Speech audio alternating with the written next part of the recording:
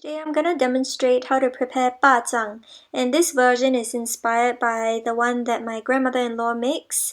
So it'll be quite a tedious process, but I'll break it down as much as possible. We're gonna start by making the braised pork. So you'll need 800 grams of pork belly cut into roughly 20 pieces weighing about 40 grams. Add them to a wok or pot of boiling water, and we're just going to allow it to blanch for about 1 to 2 minutes. So this removes any porky smells from the pork, and it also allows it to take on color easily. So after 1 to 2 minutes of blanching, pour the pork belly pieces through a colander in a sink and rinse it thoroughly with water to get rid of any scum or any odor. Transfer the pork belly pieces to a bowl, and we're gonna add dark soy sauce, some light soy sauce, 5 spice powder, and some sugar. Toss everything in the bowl to combine. There'll be quite a lot of liquid, but that's fine. Now set that aside while we heat about 3 tablespoons of oil in a wok or pot. Now add some chopped garlic cloves. And we're gonna stir fry this briefly for a few minutes until the garlic starts to color a little bit. You don't want it completely browned. Now we're gonna add the marinated pork without the liquid. Stir fry for about 1 minute to coat the pork in the fragrant oil, and then pour in the rest of the marinade, as well as 1 liter of water. It looks like a lot of liquid, but it's going to reduce down. So bring this up to a boil before adding some dried shiitake mushrooms. The mushrooms will also help to absorb some of that liquid. When the mixture comes back to a simmer, cover and allow to braise for 1 hour. After 1 hour, the liquid would have been reduced and the pork belly would be tender but not super tender. So the next thing that we'll have to do on the first day is to prepare your strings and your leaves. So gather about 5 strings measuring about 2 meters in length, form a loop in the center, and tie a knot. You want the knot to be tight, and this way you'll have 10 strings per bundle, and you'll have 2 bundles. So that will be enough for 20 dumplings in total. So you want to repeat this with the other 5 strings to form another bundle.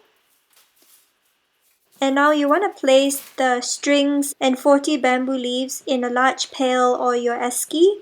You want to top everything with hot boiling water, and we're going to allow this to soak overnight, covered. You also need to soak 1 kilogram of glutinous rice for the next day.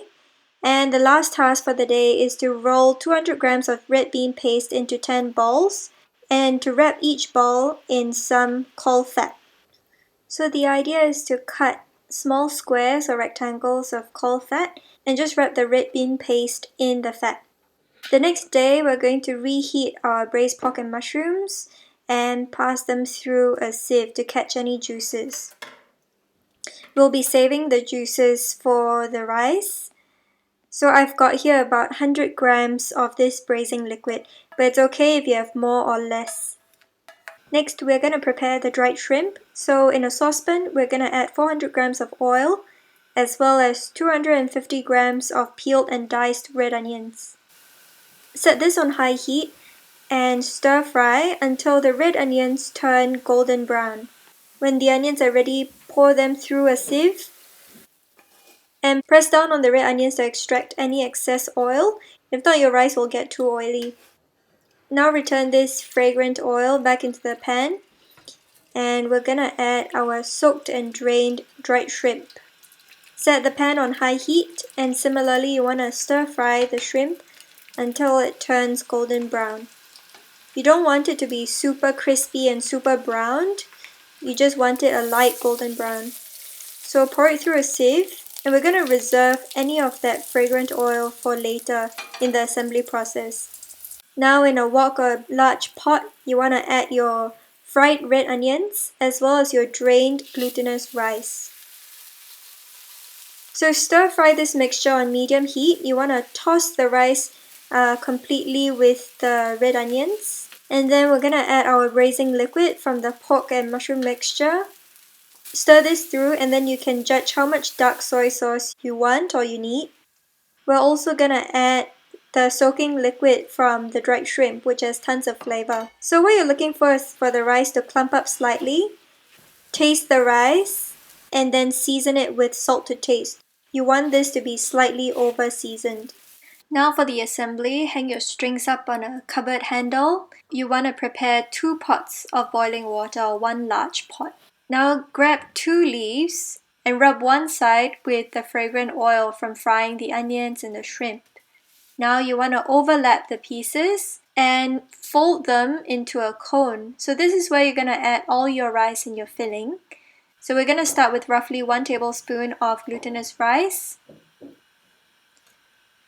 And you want to try to bring the rice up the sides of the cone, just leaving a tiny bit of rice on the tip of the cone.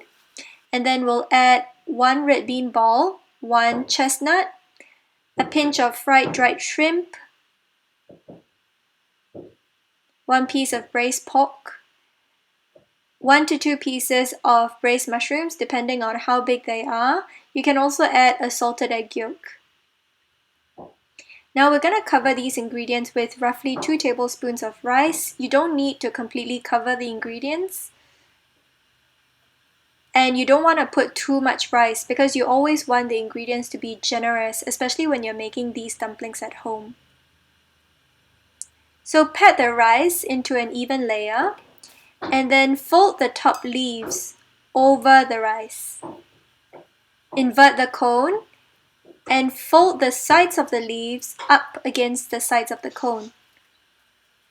Now taking the leaves that are protruding from the pyramid, you want to fold them onto either side of the cone.